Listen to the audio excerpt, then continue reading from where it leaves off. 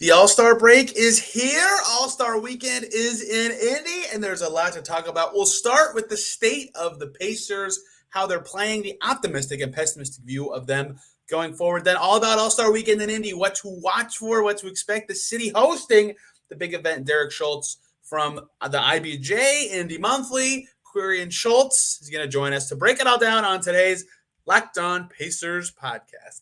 You are Locked On Pacers, your daily Indiana Pacers podcast, part of the Locked On Podcast Network, your team every day.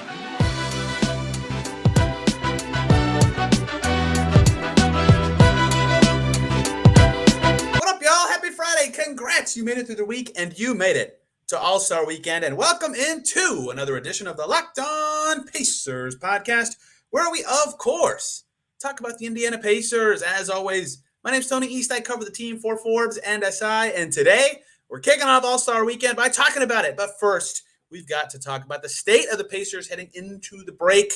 Wobbly results recently. Some reasons for optimism, some reasons for pessimism. Where are they as a team? Derek Schultz will join us to break down all that before we start talking about Indy and All-Star Weekend. Kickoff night was awesome. Today's Friday. There's lots more events, lots to come out of All-Star Weekend. I'll be there bringing you guys coverage. Add a lot of it. So much to come. Let's just get right to it. Talking State of the Pacers and Indy hosting All-Star Weekend. He is back again. Unfortunately, this time I can't make IU Purdue jokes because the Hoosiers stink and the Boilermakers do not. Working for Purdue, used to be with Query. Now is doing Query and Schultz for ISC Network. Many in Indy know him very well. It's Derek Schultz. Derek, Indy's buzzing. The Pacers are pretty good. It's a good time for basketball in the state. And Caitlin Clark ironically sets the NCAA scoring record tonight. It could be a very good time for basketball in Indy. Pretty soon. Yeah. You still are, mentally preparing for her to be wearing a Fever uniform. So it's cool. Yeah. Everything feels like, it's been a long slog here. IU, unfortunately, still is kind of the outlier in this conversation, but thank God for Notre Dame, right? IU could be ducking a little bit here. IU women's hoops, hell, Indiana State. I know they just took a really bad one the other night, but Indiana State men's basketball, the Pacers playing. Yeah, it's a great time for basketball right now in the state. It is. We will talk about the two things that this podcast will be generally focused on for the next couple of days. The Pacers, the All-Star Weekend. I was all around Indy today. Everything is very cool. I talked to Meta Sandiford Artest. I didn't talk to him for a long time. I talked to other Pacers people, but that was the one that I was like, wow, there's just people everywhere that are interesting and important. We will start with the current Pacers, though, Derek, because it's I don't know how to perfectly describe the current Pacers because Siakam's playing well. He just closed out a big game for them to end their road trip. They're 6th in the East heading into the break. They've won 6 of their last 11. They're 5-5 in their last 10. That's fine, especially given, they should be better than that. But given their injuries and Haliburton's been strict, that's okay. And it's something just doesn't feel like, they still feel a little wobbly. So part of me wants to say that's because of the many things pushing at them right now. Part of me is like, well, they should be better. How are you feeling about the team right now entering the break? Do you feel like they're in that 6 range and can hold it? Do you feel like they need to up their level? Where are you on the team right now? Yeah, I think I feel fine. I'm not thrilled with where they are, but I'm certainly not distraught with where they are either. The 82-game season, you can kind of break it into chunks, and there are sometimes these 12, 15, 18-game chunks that you just have to survive. And it feels like the Pacers just came out of one of those. Where, the Haliburton injury, and I understand that they won the next 2 games after beating Boston that night, but then he's out for a while, and it just felt like they were a little bit out of sorts after that, and I think they're 8-10 in their last 18, which outside of the Charlotte debacle would be a split, right? It'd be 500, 9-9, which I think maybe you would have taken. I just think sometimes the ebbs and flows of the season, sometimes you have those stretches where you're watching, you're like, okay. And sometimes, they still flash, and every once in a while you're like, all right. And then other times, like the Charlotte game, you're just like, what is this? What are they doing? Did they even wake up this morning and get out of bed and come to play? So yeah, okay-ish is kind of how I would say where I think they're settling into who they are, honestly, Tony. I thought that this team was going to be a team that I was hoping that they would contend to get into the firm playoff field and try to avoid the play-in. And that's right exactly where they are right now. I think they're a tier below the true class teams, not only in the East, but in the West in the NBA. But I think they're kind of settling into who they are. They're better record-wise than I thought they'd be by now, but obviously, in the last, like a month ago today, they did not have Siakam. They had Buddy Hield. Like it's way different. And it's just been weird the last month. Like, you're right. Like, if you knew Haliburton would miss that time and the minutes restriction would make everything super dumb, but they had to do it, you would have taken a split, and they didn't get it. Hey, let's give the Charlotte Hornets some credit. This is not to make the Pacers loss any better. That was bad. They've won 3 in a row. They just got their first double-digit win of the season, blowing the doors off the Atlanta Hawks. Maybe, just maybe, Steve Clifford's got this team right where he wants them. Or you could just roll your eyes and laugh because that's what you could do with the Charlotte Hornets. I can't even explain it, right? Because this feels different than even, they had that stretch right before they made their lineup change, right? They lost 4 in a row. And this was kind of at the in-season tournament where all doing like, there's a hangover. And that was stupid. They were just playing bad. But they had this stretch, they lost 4 in a row, including a loss to the Wizards. So similarly, losing to a crappy team. Then they came out and beat Hornets, but then they lost to Memphis and Orlando right after that, 2 teams that they could have beaten. And so right then, when they had that 1-6 stretch, they made big changes, right? Starting lineup change, and the defensive focus practice. Then they just had that tear of a run. They lost 1 of their next 10 or 11. I can't even remember. That was their best stretch of the season. And so that kind of goes back to what you said of the ebbs and flows of the NBA, where it's like, survive this stretch, and if you click, you can play well. But they had to make changes last time. I don't know if they need to right now, if they just need to get through this, and it's a little different because they have new personnel and they've been dealing with injuries. But to your point, I wonder 2 things. If they still will have to figure stuff out, like McDermott's played 3 games with this team, Siakam's played 15 now, I think, 14. I should really know that. Haliburton is now playing enough that he should be, good to go, especially once this break is over. So I wonder, 1, if they could rattle off another, like, okay, here's the Pacers again, or if they're just going to be like floundering for a bit while they figure it out. And this season, they've been so hard to pin down in that way because they'll beat the Celtics one night and lose to the Wizards the next. And so maybe that's just emblematic of who they are in general, but it feels like with their upgrade in talent in the last month, they should be playing better than they are, even if their results recently are justifiable.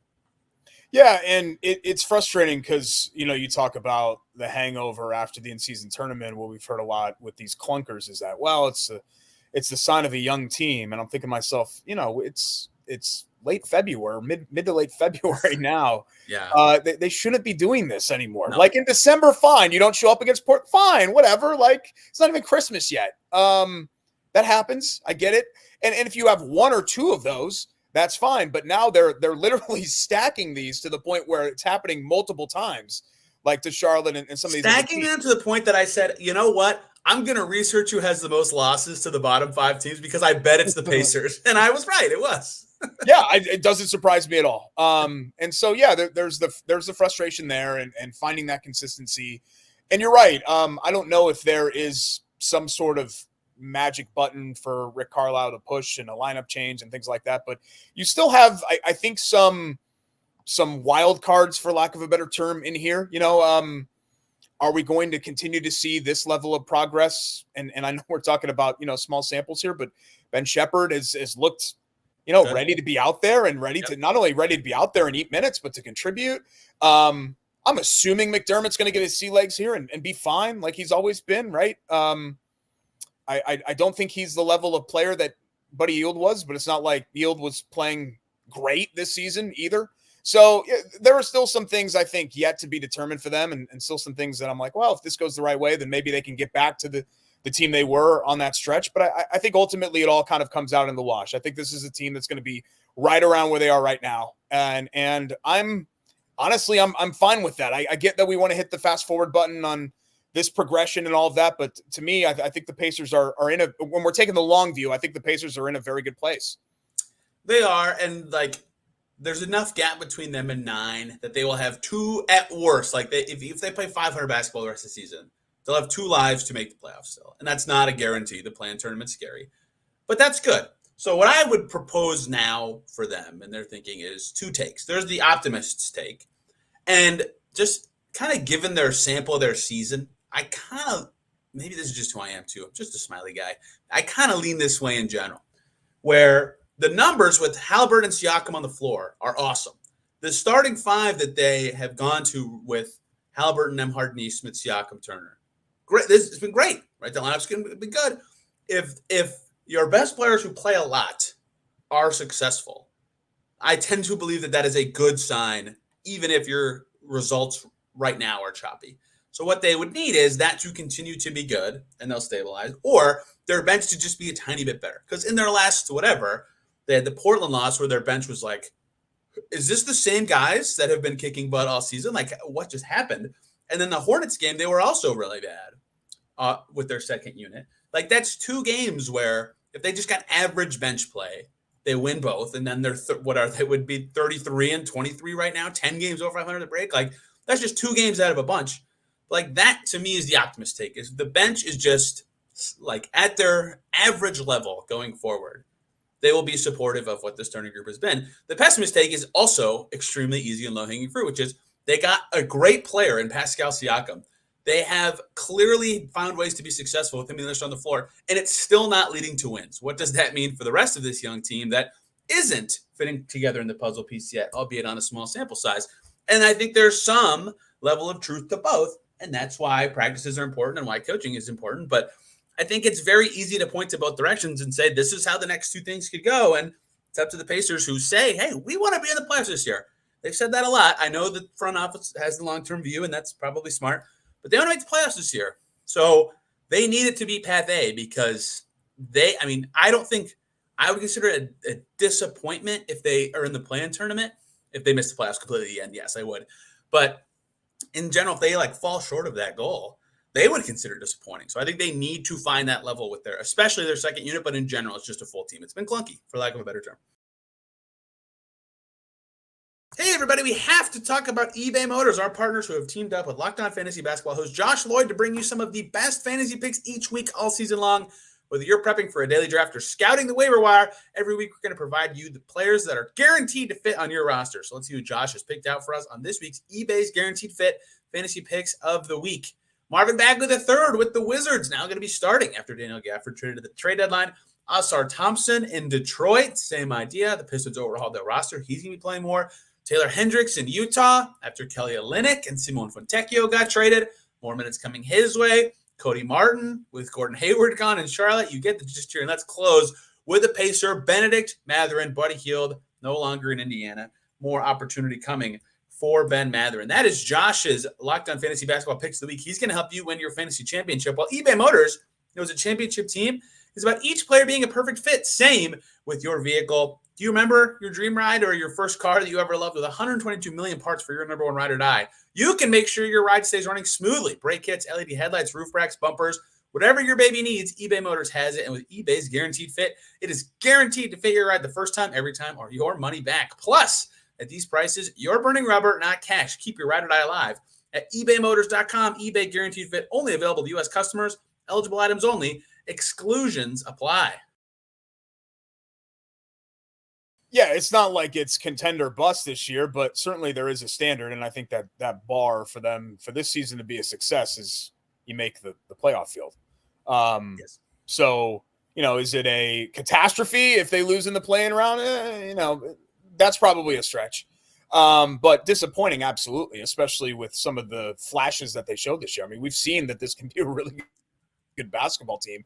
It's just about trying to kind of find those things consistently. So I'm optimistic in a way, in the sense that I don't expect them to fall off. Like you said, if you're playing out the worst case scenarios, and I always try to do that, and what seems the most likely, it seems the most likely that at the very least they're going to have that chance in the play-in round.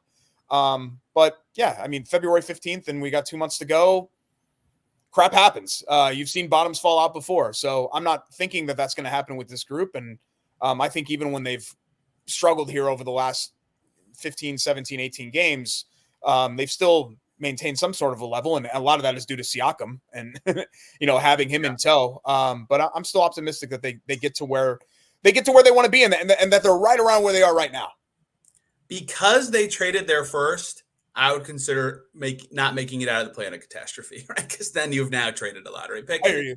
It's not a great draft, and it's a late lottery. The true catastrophe is the very, very specific thing that happens where they don't make the playoffs at all. They lose out on the playing field, and then they jump up to exactly 4 because they protected their pick 1 through 3 in this draft. So then they traded the 4th pick in the draft as a part of the Siakam package. That's obviously like very Pacers, right? It would be very Pacers for the cookie to crumble that way.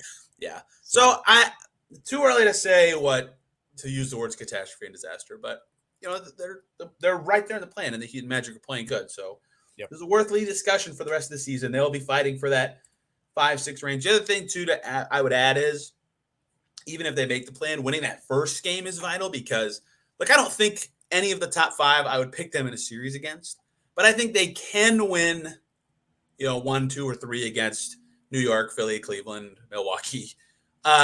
I think they would get their stuff rocked by the Celtics in a 7-gamer. So avoiding 8, even if you lose in the first round, it's just such a tangible difference on what it feels like as a team when you win 2 or 3. People were buzzing about the 18-19 Pacers because they were so close to that first round win over the Cavs. And people were really down on the 19-20 Pacers because they got stuffed by the Celtics. And I get that Vic was hurt, but that's just how it is. So that would be the only other caveat to me. But I agree, getting into the field is vital, and figuring out how to overcome their choppiness will be the story.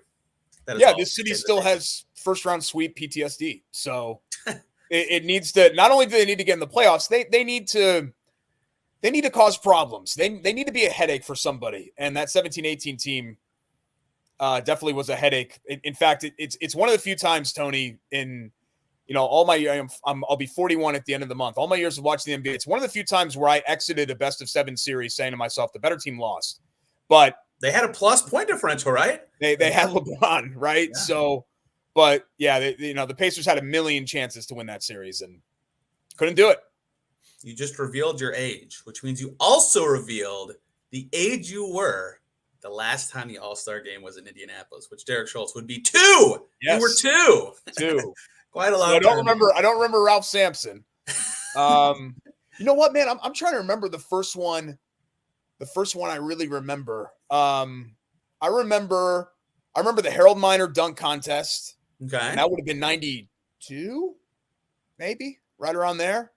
And I have memories of not the Indy battle between Dominique and Jordan, but the one in 88. I think they did in 87 and 88, 85, 87, 88. And I would have been 5. And I remember that, the epic Jordan free throw dunk. It was a great time. It was a great time to grow up being an NBA dork, for sure. I think the first dunk contest I remember was Vince Carter cookie jar. Yeah. Dunk contest. That was a good one. That was a great one. Now, hopefully, there's a good dunk contest. The dunk contest is either it's so weird. 3/4 of the years, it just sucks now. But there's the 1 year every 4 where you're like, whoa, that was sweet. Last year was a sweet one. The Aaron Gordon, Zach LaVine one was sweet. Yes, that was a great one. Yeah. That one was a great one. Blake Griffin jumping over a car was sweet. I think that was the same year Dwight Howard blew the candle out on the cupcake. Yeah. That was cool. If we're talking 21st century, Iguodala and Nate Robinson had a great one. Yes, they did. Yeah, so but few and far between, right? The GR3 one was not that cool. He deserved to win, but it's okay. This is my segue into All-Stars here. Indy looks, if you're looking at a show and you live in Indy and you can get there, you don't have to go to anything that costs money. I guess you have to park your car, which is gonna be a pain in the rear, but walk around. It is cool. All of Georgia Street, surrounding areas around Convention Center, Lucas Oil, Gamebridge, it is already crazy. I mean, I bumped into so many people in just the first day, and it wasn't even technically the start of All-Star Weekend yet.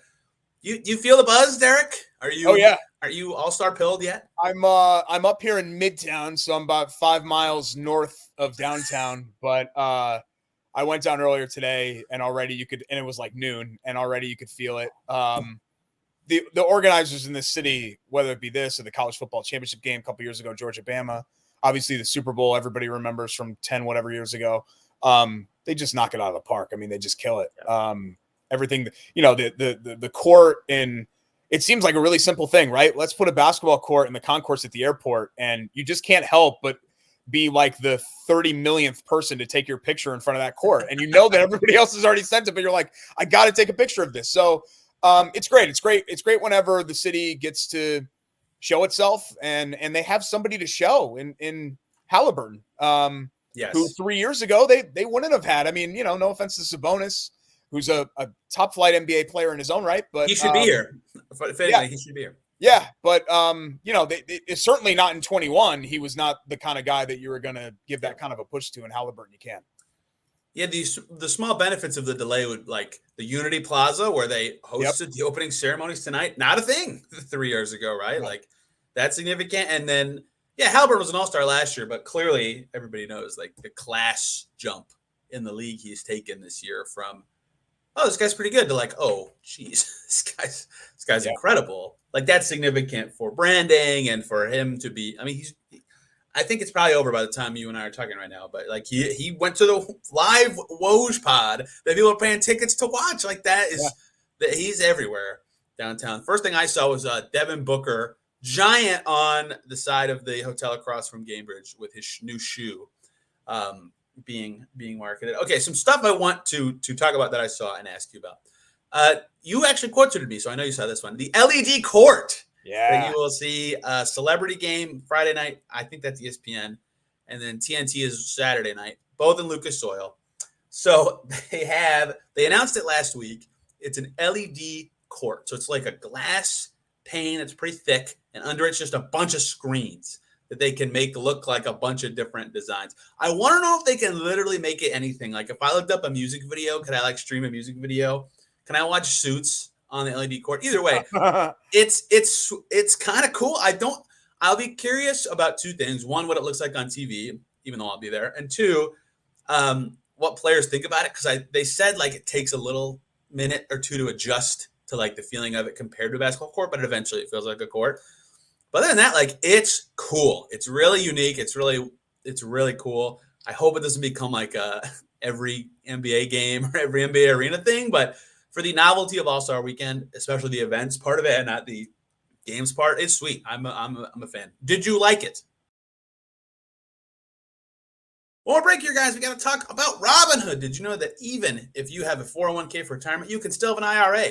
Robinhood has the only IRA that gives you a 3% boost on every dollar you contribute when you subscribe to Robinhood Gold. But get this, now through April 30th, Robinhood is even boosting every single dollar you transfer in from other retirement accounts with a 3% match. That's right, no cap on the 3% match. Robinhood Gold gets you the most for your retirement thanks to their IRA with a 3% match. This offer is good through April 30th. Get started at Robinhood.com/boost. Subscription fees apply. Now for some legal info. Claims as of Q1 2024 validated by Radius Global Market Research. Investing involves risk, including loss. Limitations apply to IRAs and 401ks. 3% match requires Robinhood Gold for 1 year from the date of the first 3% match, and you must keep Robinhood IRA for 5 years. The 3% matching on transfers is subject to specific terms and conditions. Robinhood IRA available to U.S. customers in good standings. Robinhood Financial LLC member SIPC is a registered broker-dealer. Yes, I love it. Sick, I think I wrote in all caps on your quote sheet that you mentioned. I'm not mistaken when I say that they're not going to mess with it while the ball is in play, right? No. Yeah, okay. So it's strictly one of those things where, like there's an in-game promotion, deal or no deal, something like that. They need my God, I didn't even think of that. Oh. They need to match the emotion of the moment, and you pulling your hair out there in the media section, Tony, while you're hoping that they pick the right case. Stop picking E. No one get the E case. It's been terrible this year. Stop picking E. I mean, no, I think it's amazing. It's really, it kind of started with, do you remember, this must have been 10 years ago now. I think Toronto was the first team to do like the superimposed stuff on the court, and it's not real. And every time I remember watching a Toronto, I think it was a Raptors Pacers game, and I was like, oh my God, watch out. You're going to run into the black stanchion thing. Oh, it looks like it's like a triangle shaped thing. It's just a graphic. And it's amazing how far we've come now that we're doing a full court. Much more technologically advanced. So yeah, very cool. And I'm glad that Indy is the one that gets to kind of show it off. Yeah, it's pretty cool. if it hurts the product of like performance or viewing, then Then it's got to go. Yeah. Don't ever do it again. But I mean, try it. And I at least seeing it in person was quite the feeling. Now, they let you walk on it or no? I probably could have taken one step. So They had somebody walk on it, which was cool because I actually wanted to point this out. If you're there, you'll see this. So up in the corner, Jumbotrons at Lucas Oil, they have like I don't even know what the right word is, like a mini map of the court. And then there's like little figures for all the people standing on it, and they move around as the real person moves around. So you can like see where everybody is and stuff. Cool. Yeah, that's pretty cool. I don't know what I need a better word for mini map. I feel like I'm like talking like I'm in the military or something. And then the other thing is on the court for the celebrity game, if you move around, there's these little stars that like follow you on the LED part of the court, which is pretty sweet. That could be distracting if it's like overdone, but maybe it's like if you make a shot, stars follow you or something. It's pretty cool. I'm excited about that. Yeah, I'm so old now. I'm just like worried about stepping out there and getting vertigo or something. You know what I mean? Like it's pretty trippy. Have you seen that people who do the sidewalk chalk and make it look like there's a big hole in the ground? Can they do that? Yeah, I saw something. Somebody tweeted a video of there's like this bridge in Japan where they have it, and they superimpose cracks on it, and people just freak out. You know, it's supposed to be a glass bridge. Yeah, that's. I hope they don't do anything mean with it because that's. Ben Mathurin airballs a three, and they like put a black hole under him. Or something. Yeah. Bugs Bunny. That'd be funny. Yeah. That'd be funny in the celebrity game when it's not like celebrity game. Sure. Yeah. That would be cool. Gamebridge looks sweet right now. They replaced the player banners in the concourse with the All-Stars. There's like the big TNT setup. The Unity Plaza looks great. It's all great. Indy's great for this. Is there any event you're most looking forward to having here? Ooh, yeah. I think I have to say the game just because the dunk contest has been so hit and miss, and a lot more miss than hit. I could take or leave the celebrity stuff. Even the futures game is okay. It's not my favorite, but it's okay. 3-point contest, kind of the same thing. I think the 3-point contest is a little more meat and potatoes. You kind of know what you're going to get, which is fine. I am looking forward to the Steph duel. Yes, me too. And I think that'll be great just for the sport, just in general. But really, it's just counting how many times they say Indianapolis and Indiana. I mean, that's what I'm going to be doing the whole time. And having all of the stars here at once. I mean, it really is a unique opportunity for fans. Well, I say for fans, it's cost prohibitive. Unfortunately, it's a very corporate event.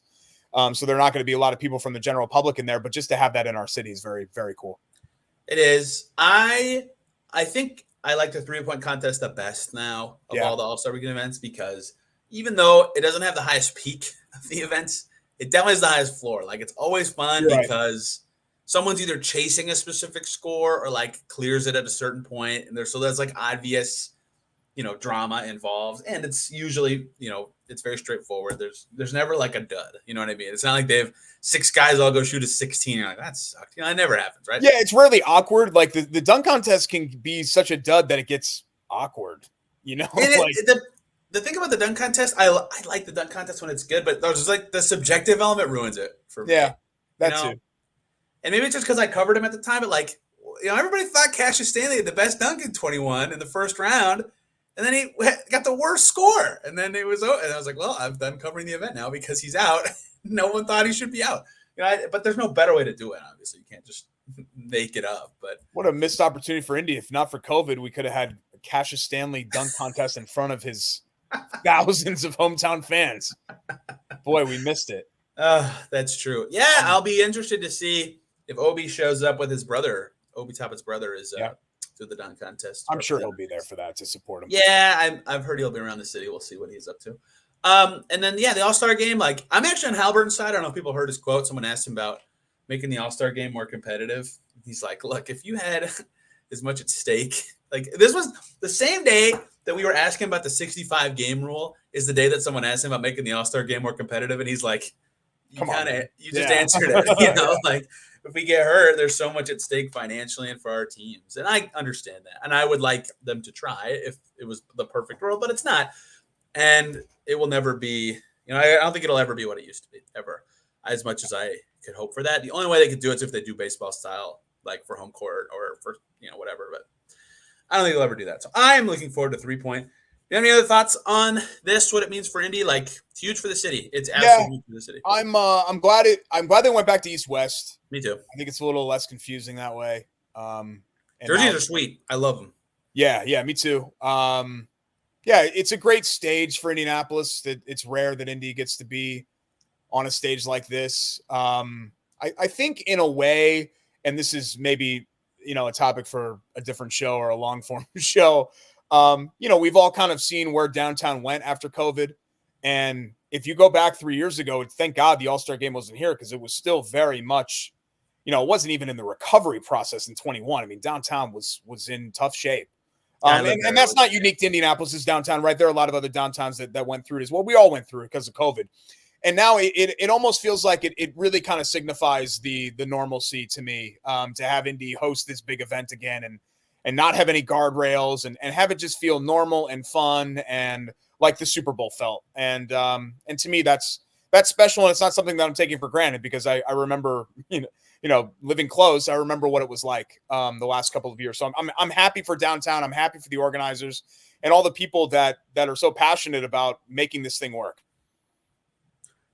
It's been a wild ride. Do you remember the Larry Bird driving the IndyCar bid? I mean, that was a long that feels time like ago. 100 years ago, doesn't it? What was it? 17? Is that what it was? He was not a consultant. He was the president of the Pacers. Oh, wow. Pre-Kevin Pritchard. Yeah. Wow. That's a long time ago. Jeez. So that would have been like the Monte. Well, would Ellis? They'd still be paying him at least. Was he still playing? Yes. Paul George was still on the team when they did the bid in the IndyCar. I saw the car. It's on Georgia Street. Obviously, it looks different because instead of 21, it says 24. But I was like, oh my gosh, that brings it full circle for me personally to see that. That's how long ago the bid was. The Oladipo era hadn't started yet. It's kind of amazing, honestly. And I asked Diana Boyce and I asked a couple of the organizers straight out. I was like, hey, why has it been so long? Because this event, the All-Star game has been in Cleveland like 3 or 4 times. It's been in Charlotte multiple times. You know what I mean? It's not in New York and LA every year. And they were just like, look, with our convention schedule and everything else, we just felt like we couldn't always make it work. And this was a chance to make it work. So, but it feels like 39 years or 36, I guess. That's way too long to go in between Indy hosting this event. I mean, once a quarter century at least, I think that should be the bare minimum. I mean, there's 28 NBA markets if you count Brooklyn and New York as the same one and the 2 LAs as the same one. Like, shouldn't that just be it? Shouldn't that, rotating every basically that? Yeah, I mean, I don't know if I believe this, but I've said this to some people, like, because the last time was 85. Part of the reason I'm kind of excited to be around all that's like, could never be back here in my life. I don't know. So that's certainly you're right. Yeah, excited about everything. I Derek, this was great. But yeah. It's sad to say, and that it might not be the case, but it is what it is. This was great, Derek. Thank you for the time. The Pacers will be in almost every event, so lots to talk about from them. Obviously, let's talk about with the city. Hopefully, we can have lots of coverage here for you on the Locked On Pacers podcast. Where can people find you and your musings on sports and the Query and Schultz show? Where you guys, the last time I clicked on right away, you were talking about Super Bowl conspiracy theories about it being scripted.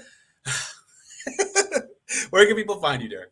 The fact that we even have to address that stuff is ridiculous. Right here on the X handle, you could do that. I have a feature tomorrow. We're taping this right now. Well, I guess when this releases, so Friday. Have a feature on Haliburton and kind of how he's being pushed out there and what it means for Indy. A special edition column, I guess, for IBJ, not in my normal rotation of columns. But I'll be writing the All-Star game recap for the IBJ coming up here. If you want to check that out on late Sunday, early Monday, and columns bi-weekly with Mark Monteith. Indy Monthly, I've got a speed read about the All-Star game that just dropped today, so you can check that out too. So a lot of All-Star game coverage, a lot of writing. I've become kind of a writer now. It's weird. Like I was a radio guy for so long. I'm kind of like a writer now, but yeah, you can check all that out at Schultz975. I shamelessly self-promote, so you'll never miss anything I do on that Twitter X. Yep. Don't. I gotta get people to stop saying X. And can we quit the formerly known as Twitter? Everybody knows now. We all know what it is. Like putting in that disclaimer. It's if you don't know what it is, if you're confused reading that, you weren't going to know what it was anyway. It's kind of become the new views don't reflect my employer. You know what I mean? Like Did anyone ever think that? Yeah, people put it in there, but it's like, why even put that in there? It's meaningless. RT's not endorsements. Well, thank goodness, because I thought you were endorsing every single thing you retweeted and not just sharing. Ridiculous. Yeah. It's the internet is a wild place. We will be back. I don't know when. If cool Pacer stuff happens or events are awesome, or I just feel like podcasting in the arena, perhaps you'll get a Locked On Pacers before the weekend ends. If not, certainly Monday, with lots to talk about with All-Star Weekend here in town. Derek, thank you for the time. Everybody, we'll catch you soon.